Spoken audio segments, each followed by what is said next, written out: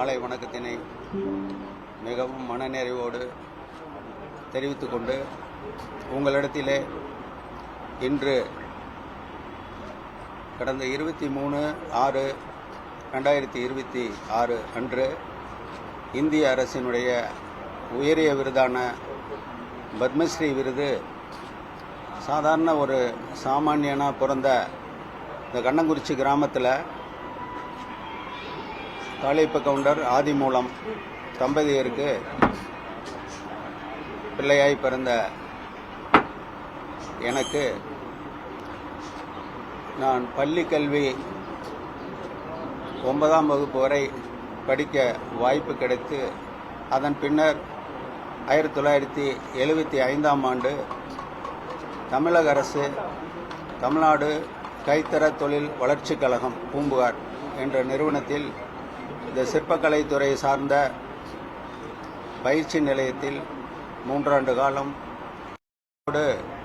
பணிபுரிந்ததில் எங்களோடவே பயணித்த ஜனனி ஜெய்கிரண் போன்ற எனது குழந்தைகளும் என்னுடைய விருப்பு வெறுப்புக்கு அப்பாற்பட்டு அவர்களுடைய முழு ஒத்துழைப்பாலும் முழு அரவணைப்பாலும் என்னுடைய சகோதரர்கள், என்னுடைய மூத்த சகோதரர் திரு பழனிசாமி இந்த ஊருக்கு ஊர்கவுண்டர், அவருடைய அடுத்த சகோதரர் கதிரேசன், அடுத்த சகோதரர் ஆசை தம்பி, அடுத்த சகோதரர் நடேசன், அடுத்த சகோதரர் மாணிக்கம், நாங்கள் 6 பேர் ஆண்வாரிசாக இருந்தாலும் எங்களுக்கு தங்கையாக அமைந்த திரு ராணி போன்ற 7 பேரும் எங்கள் குடும்பத்தில் ஒரு ஈடு இல்லாத ஒற்றுமையோடு இருந்து நான் என்னுடைய 5 வயசு காலத்தில் என் தந்தையை இழந்திருந்தா கூட கடந்த 97 வயசு என் தாயார்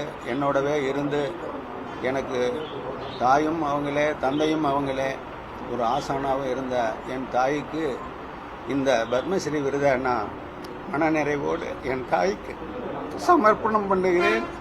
அதோடு என் மனைவி கோமதிக்கும் இந்த விருதை நான் இந்த நேரத்தில் சமர்ப்பணம் பண்ணுறதுக்கு ஆசைப்படுறேன். எனக்கு குருமார்களுக்கு இந்த விருதை நான் சமர்ப்பணம் பண்ணுறேன். நான் 10 கோடி தமிழர்களில் நான் ஒரு தமிழனாக பிறந்ததை பெரும் மகிழ்ச்சியாக நினைக்கிறேன். இந்த நேரத்தில் ஒரு தமிழன் சாதாரண கிராமத்தில் பிறந்த என்ன இன்னைக்கு மத்திய அரசு இவ்வளவு உயரிய விருதை கொடுத்து என்னை கௌரவப்படுத்தின திரு மோடிஜி அவர்களுக்கும், நமது தேசத்தினுடைய குடியரசுத் தலைவர் அவர்களுக்கும், உள்துறை அமைச்சர் மரியாதைக்குரிய அமித்ஷாஜி அவர்களுக்கும், எனக்கு இந்த விருதினை தேர்வு செய்து எனக்கு இதை கிடைக்கப்பெற்ற அந்த தேர்வாணை குழுவிற்கும் நன்றி சொல்லி என் கிராமத்து மக்கள், எனது மாவட்ட மக்கள், எனது மாநில மக்கள், எனது தேச மக்களுக்கு இந்த விருதினை நான் சமர்ப்பணம் செய்து கொண்டு மேலும் இந்த சிற்பக்கலை துறையிலே என்னோடு பயணிக்கக்கூடிய வருங்காலத்திலே மிகப்பெரிய சிற்பிகளாக உருவெடுக்கக்கூடிய இளைய தலைமுறைகளுக்கு இந்த சிற்பக்கலையை பாதுகாக்கிறதிலேயும் வளர்ப்பதிலேயும் எங்களுடைய பங்களிப்பு மேலும் என்னை ஊக்குவிப்பதற்கு இந்த விருது மிக மிக உத்வேகமாக இருக்கும் என்று இந்த நேரத்திலே சொல்லிக்கொண்டு உங்களை எல்லாம் சந்தித்தது பெரும் மகிழ்ச்சி அடைகிறேன். பத்திரிகையாளர்களுக்கு என்னுடைய மனநிறைவான நன்றியினை இந்த நேரத்திலே நான் தெரிவித்துக் கொள்கிறேன்.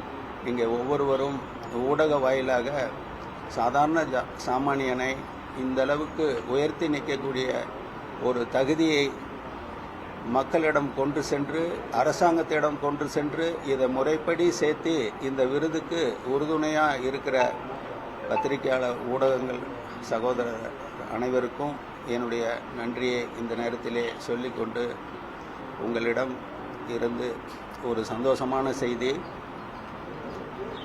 நம்ம ஒவ்வொருத்தரும் நாமளே ஜெயிக்கலன்னா யார் தான் ஜெயிக்கிறது? அது மாதிரி ஒரு உத்வேகத்தோட நம்ம எண்ணமும் செயலும் தூய்மையாக இருந்து நாம் எடுத்து வைக்கக்கூடிய ஒவ்வொரு அடியும் ஆக்கப்பூர்வமாக இருந்ததுன்னா இது போன்ற உயர்ந்த நிலைக்கு வரலாம் என்று இந்த நேரத்திலே சொல்லிக்கொண்டு உங்களிடத்திலிருந்து விடைபெறுகிறேன். நன்றி, வணக்கம். நிறைய டெக்னாலஜி வந்துருச்சு, சிலைகளை எப்படி வேணாலும் மிஷின் மூலியமா செய்யலாம். தொடர்ந்து நீங்க இந்த பாரம்பரிய முறையில மெழுகு வச்சு இது பண்ணிட்டு இருக்கீங்க. பிற்கால சந்ததி இது தொடருவாங்களா, இல்ல அவங்களுக்கு என்ன மாதிரியான கருத்துக்களை சொல்ல விரும்புறீங்க? அருமையான ஒரு கேள்வியை முன் வச்சிருக்கீங்க. இது எந்த காலத்திலையுமே அந்த பாரம்பரியமான முறையில் இதை வடிவமைக்கிறதுக்கு இதை சிரமம்னு நம்ம எடுத்துக்கக்கூடாது. அதை நேசித்து அந்த ஆகம முறையை முறைப்படி செஞ்சு இதை நிலைநிறுத்தணும் அப்படிங்கிறது தான் இந்த பாலமுருகன் சிற்பக்கலை கூடத்தினுடைய முதல் நோக்கமே. இதில் மிஷினரிகளையோ மற்ற உபகரணங்களையோ வைத்து உருவாக்குவதற்கு 1000 தொழில்கள் இருக்கின்றன. இன்றைக்கி 1000 வருஷம் இந்த சிற்பக்கலை நிலைச்சி நிற்குதுன்னா அது அத்தனையும் கைத்திறன் மூலமாக உருவாக்கப்பட்டது. அந்த கைத்திறன் மூலமாகவே வருங்காலத்திலையும் இந்த சிற்பிகள் செய்யணும்னு இந்த நேரத்தில் எந்தவித காம்ப்ரமைஸும் இல்லாமல் அந்த உண்மைத்தன்மைக்கு மாறாமல் நம்ம செய்யாமல் இந்த கலையை வளர்க்கறதுல இதை பாதுகாக்கிறதுல ஒவ்வொருத்தரும் முழு கவனம் செலுத்தி செய்யணும்னு இந்த நேரத்தில் நான் மிகவும் பணிவோடு கேட்டுக்கொள்கிறேன். அரசு என்ன மாதிரியான உதவிகளை அவங்களுக்கு செய்யணும், இன்னொன்று அவங்களுக்கு என்ன மாதிரியான பயிற்சிகள்லாம் வழங்கணும்னு நீங்கள் நினைக்கிறீங்க?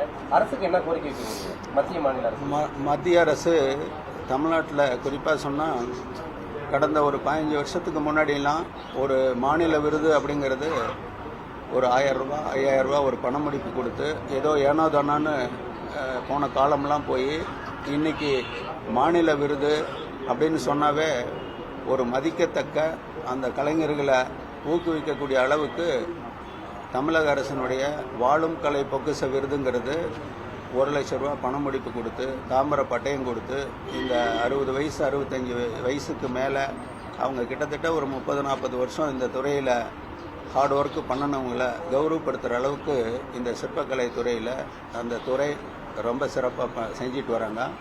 மாநில விருதானது ஒரு 50,000 ரூபா பணமுடிப்பு, அதற்கு உண்டான பட்டயம், 8 கிராம் கோல்டு காயின்லாம் கொடுத்து அவங்கள நல்லா ஊக்கப்படுத்துகிறாங்க. டிஸ்ட்ரிக்ட் அளவில் மாவட்டந்தோறும் ஆர்டிஸ்டான்களை தேர்வு பண்ணி மாவட்ட விருது கொடுக்குறாங்க. இது மாநில அரசு. இதை இல்லாமல் தனிப்பட்ட முறையில் ஒவ்வொரு ஆர்டிஸ்டானும் சுயமாக தொழில் செய்யணுன்னா அரசாங்கம் இது வரைக்கும் பார்த்திங்கன்னா குறைஞ்சது ஒரு 3 லட்சம் ரூபா எந்த ஒரு பிணையம் இல்லாமல் அந்த ஆர்டிஸ்டானுக்கு மாநில அரசு தொழில் துவங்கிறதுக்கு மானியத்தோட கடன் உதவி செஞ்சு அவங்களுக்கு வீடு வசதி மற்ற வசதியெல்லாம் செஞ்சு கொடுக்குற அளவுக்கு இன்றைக்கி அரசாங்கம் முன் வந்திருக்குது. இது மாநில அரசுக்கு மனமார்ந்த நன்றியை தெரிவித்துக் கொள்கிறோம். இன்னும் இந்த சிற்பக்கலை துறையை சார்ந்த மாணவர்களுக்கு கல்வித்துறையில் தனி கவனம் செலுத்தி அவங்கள மோட்டிவேஷன் பண்ணணும்னு இந்த அரசாங்கத்தை நாங்கள் கேட்டுக்கிறோம். அதே போல் மத்திய அரசாங்கம் ஒவ்வொரு மாவட்டத்திலையும் மாநிலத்தில் அனைத்து இந்த தேசத்தில் அனைத்து மாநிலத்திலேயும் மாவட்டம் வாரியாக விஸ்வகர்மா அப்படிங்கிற ஒரு ப்ராஜெக்டை பெரிய அளவில் கொண்டு வந்திருக்காங்க. அதை இந்த கலைத்துறை கலைத்துறையில் இருக்கக்கூடிய ஒவ்வொரு கலைஞர்களும் கூட்டு முயற்சியாக ஒரு சொசைட்டி மாதிரி ஃபார்ம் பண்ணி அதில் அனைத்து விதமான கலைகளையும் ஒன்று சேர்த்து அதுக்கு பயிற்சி நிலையம், பாடசாலை, காலேஜ் மாதிரி விரிவாக்கம் பண்ணுறதுக்கு மத்திய அரசாங்கம் முனைப்பாக இருக்கிறாங்க.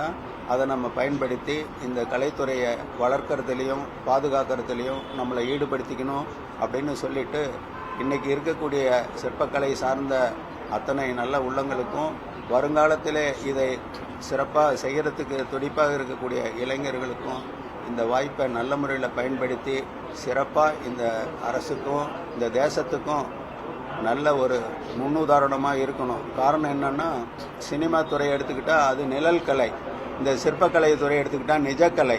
இந்த நிஜக்கலை 1000 ஆண்டுகள் ஆனாலும் நிலைச்சி நிற்கக்கூடியது.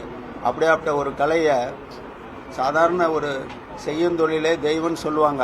ஒவ்வொருவனும் எந்த துறையை சார்ந்திருக்காங்களோ அந்த தொழிலை அதை தெய்வமாக மதித்து செய்யக்கூடிய காலத்தில் செய்யும் தொழிலே தெய்வம்பாங்க. எங்களுக்கு செய்கிற தெய்வத்தை செய்கிற தொழிலே பாக்கியமாக கொடுத்துருக்காங்க. இதை விட இறைவனுக்கு வேறு என்ன நன்றி சொல்ல முடியும்? அதனால் ஒவ்வொருத்தரும் தன்னை உயர்த்திக்கிறதுக்கு தன்னுடைய எண்ணமும் செயலையும் தூய்மையாக வைத்துக்கொண்டு இந்த துறையை மேலும் மேலும் வளர்க்கறதுக்கு உறுதுணையாக இருக்க வேண்டும் என்று இந்த நேரத்திலே கேட்டுக்கொண்டு உங்களிடம் இருந்து விடைபெறுகிறேன். நன்றி, வணக்கம்.